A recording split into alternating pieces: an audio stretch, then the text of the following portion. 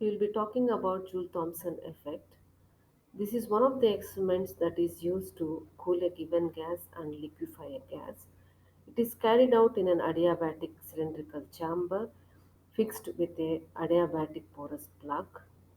It has two pistons, both kept on either sides of the porous plug. Two thermometers are kept to measure the temperature of the gas before expansion and after the expansion.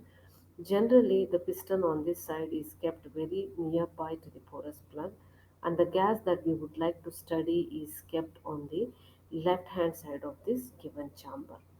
A force is applied on the piston so that the gas molecules which are present at a pressure P1 are allowed to pass through the porous plug and expand to the other side of the given chamber.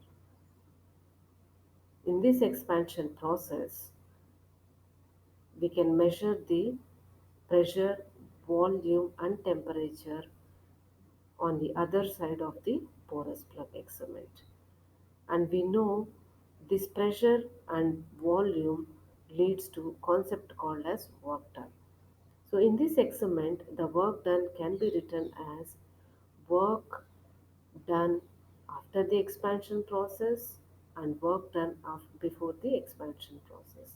So the net work done is given as P2 V2 minus P1 V1. From the first law of thermodynamics, we know that delta Q is equal to delta U plus delta W. Since the experiment is carried out in an adiabatic chamber, there is no heat transfer, hence delta Q should remain constant or zero. So we are left out with this equation. When we rearrange, we can see that internal energy plus work done is constant in a Joule-Thomson process.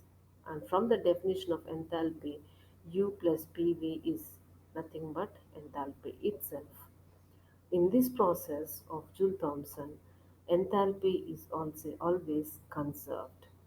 We can also understand this process with the help of Joule-Thomson coefficient, which is given as change in temperature as a function of change in pressure at constant enthalpy.